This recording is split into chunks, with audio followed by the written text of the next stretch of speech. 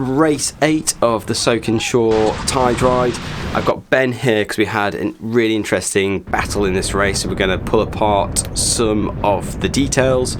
Before we get into that, just to cover off the format, it is windward leeward sprint racings, but with 2 leeward gates on the downwind just to keep things nice and tight. So we'll pick things up on the start line to begin with. So Hooter going just now, and we've got Ben and Dickon just rounding the pin. You really liked that pin end start, didn't you, all day? Yeah, no, it was definitely the favourite, especially with the left-hand racetrack pin bias. It was, yeah, well, everyone let us have it all day.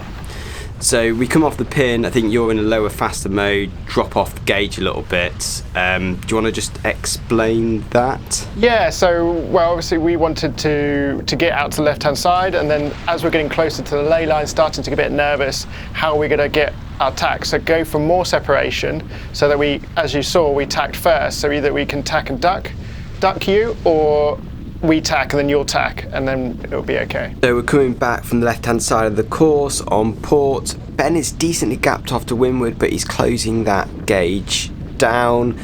I'm also kind of aware that we're quite close to the port hand ley line, and we've both got to tack onto starboard to get around that mark.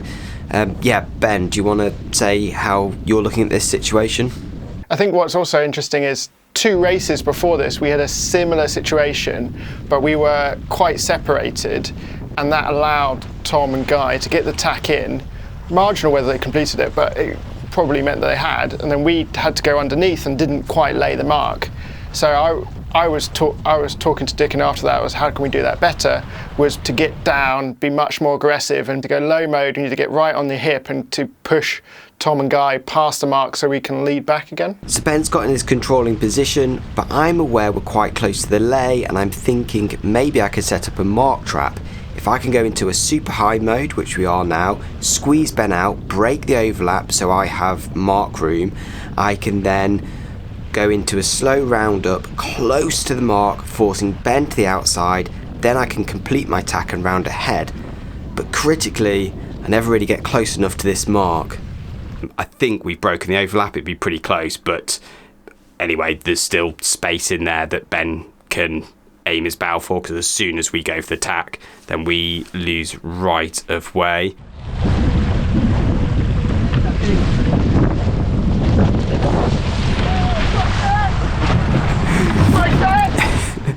So yeah, a shout of protest there.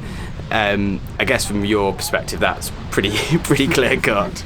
Yeah. I think, as Tom, as you said, if you're doing that, you've got to be so close to the mark so that you're spinning round and the boat following has no piece of you and has to just follow us around. But what you've done there is you tried to do that, and as we learned from a couple of races before, is we're going to make you hesitate. We're going to try and push you until that we can have a really nice tack. And yes, we've just broken the overlap as we're getting to the mark, but I start shouting, "Don't tack in my water," because I want you to hesitate. So yeah, as soon as you start going for the tack, I was like, well, I'm just going to stick it in there and call protest. I think this could have gone off much worse if we'd capsized, because if you wind back, I didn't really tell my crew this, so I'm whipping it in there and he's still hooked on the other side, but we just about get away with it. So basically, as soon as you shouted, "Don't tack in my water" or something like that, I was like, oh, he's going to push us way past this mark. I was like, I'm just going to try and like simultaneously tack and like preempt your tack. I think there was enough space, obviously, if you get to boat in there. And I also thought,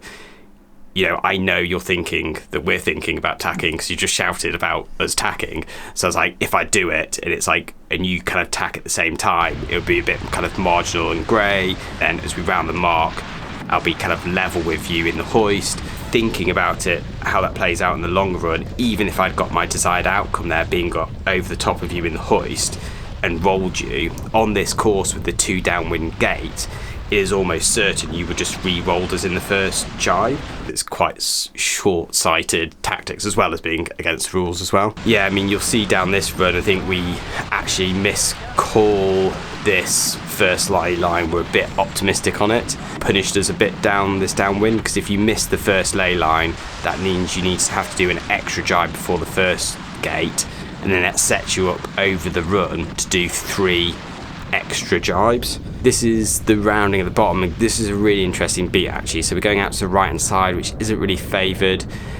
You get below the committee boats, we gap off, tack in here, and then you'll see Ben come into picture fairly quickly with a lot of pace on. So just talk about kind of what you're thinking about here. Yeah, so I think we lost that control, you know, not doing as good a mark rounding or taking a while to get the kicker on, and you get above the committee boat, we have to go beneath it.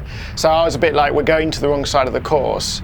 Generally wanted to protect the right of you, but don't want to go out into the channel. So I was like, right, I've got to force the issue. So I tack, and then you go beneath us, which is okay. I was like, if I just let that play out, and you probably might come up and start lee bowing us, and then therefore I end up following you around. So I just immediately went, right, low mo Dickon, and we come down to try and push you beneath the ley line and push you out to the left hand side to kind of lead in again. I was worried that, I didn't want to let it play out on VMG, because I thought you would then get back in control.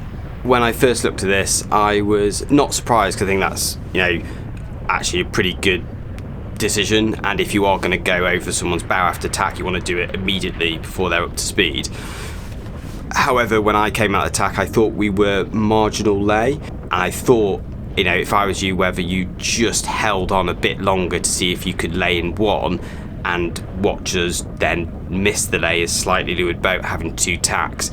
That 2 tacks probably would have been a race ender, but risky. And now we see how it plans out, because we are rounding just behind you. It's not even that good of a rounding for me and Guy. We kind of actually clip the anchor chain on the mark and cause a stumble.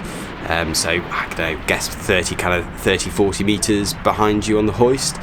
But it's kind of so easy to attack on these downwinds. We don't get the roll out the first jibe, but you do have a boat and they're wake in the water that you can just basically follow to get your ley line bang on. We're a bit fortunate as well. We were just looking back at the footage before, we jibe basically dead on your line, but I think we get an extra bit of pressure which just gives us the acceleration and takes us on top of that. It takes us down, and you're just coming down and we're a bit high. Now you've got the pressure and you're actually soaking down past our lane, but we're just put the jibe in, and it's a nice jibe from us, but probably not the best ley line call from you. No, heartbreaking. After all of that race, all that great tight battle and keeping control and the last ley line in, just go a bit too far. Effectively, I think with that extra pressure, I got caught out by the ley lines are changing. So I'd gone previously in the previous downwind, roughly where we'd gone before, and that was, roughly the right place. But with that extra pressure, I think this was basically our top speed of the day, and you can just see your kite in the bottom left of the pictures. We just rolled them over the top, jibing back into that pressure. So I think I have a look back and a cheeky smile at Ben after that race. It was a very cheeky grin. But no, a really, really good race, and good to get your opinions on it all. And in the series of videos, there's also 3 other races as well, so check them out, and thanks for your views on the day's racing. Well, thanks for having me.